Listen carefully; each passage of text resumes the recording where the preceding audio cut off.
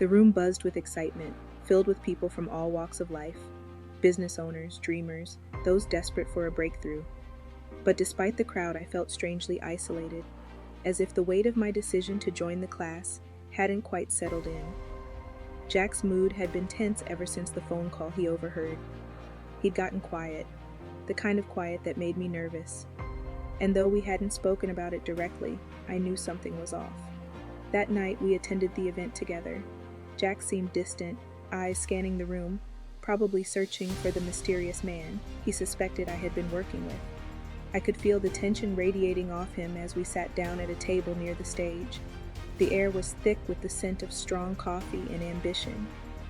He hadn't said much since we'd arrived, just the occasional sigh or glance, but I could tell he thought I was hiding something. As the speaker took the stage, I found myself shifting in my seat, half excited, half terrified of what was to come. The stakes couldn't have been higher. Jack was on edge, his business was crumbling, and our relationship had been teetering on the edge for months.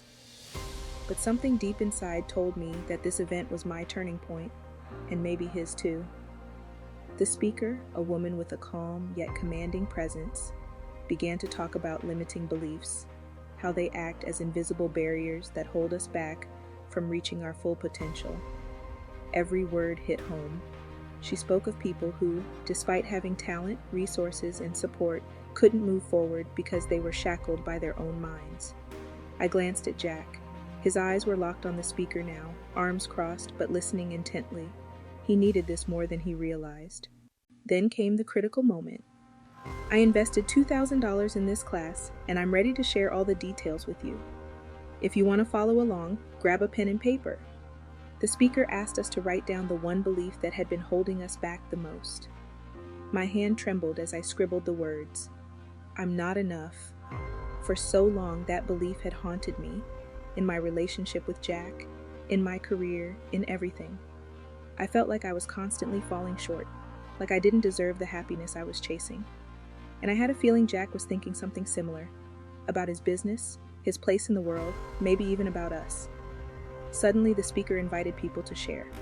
I froze. My heart pounded in my chest as I debated whether to speak up.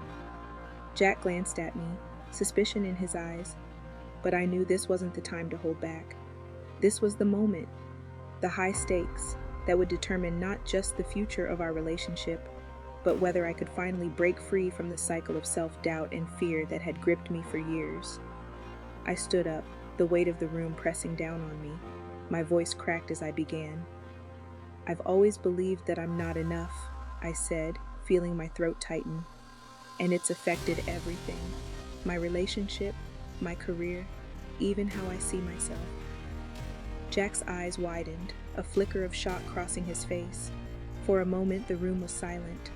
Then the speaker smiled and asked the question that would change everything. "But what if you were enough all along?" It felt like the air had been sucked out of the room. Jack was staring at me now, not with anger or suspicion, but with something softer, something vulnerable. It was as if the walls he had built around himself were crumbling, brick by brick, just as mine had been. The speaker's words began to sink in. What if we had been enough all along, but had let fear and doubt cloud our vision? Jack shifted in his seat, uncrossing his arms. I could see it in his face. He was beginning to question his own beliefs, the ones that had been dragging him down and holding his business back. This was it, the turning point. The speaker invited us to take one final step, to commit to releasing our limiting beliefs once and for all. She offered us the chance to join her class, a virtual journey designed to tear down those mental walls and rebuild ourselves with new, empowering beliefs. I knew, deep in my gut, that this was the opportunity I had been waiting for, not just for me, but for us. I turned to Jack, my voice barely a whisper. "I think we should do this, together." His eyes softened. He hesitated, but then he nodded. "I don't know what's next, but let's try." In that moment, I realized something huge. It wasn't just about me anymore. This journey, the one I had been so afraid to take, wasn't just mine, it was ours. Jack and I were standing at the edge of something bigger than we had ever imagined. And the most surprising part, the mysterious man Jack had been so worried about had nothing to do with this. It had always been about us, finding our way back to each other while discovering our true potential. As we left the event that night, there was a strange sense of calm between us, like we had taken the first step into a new life.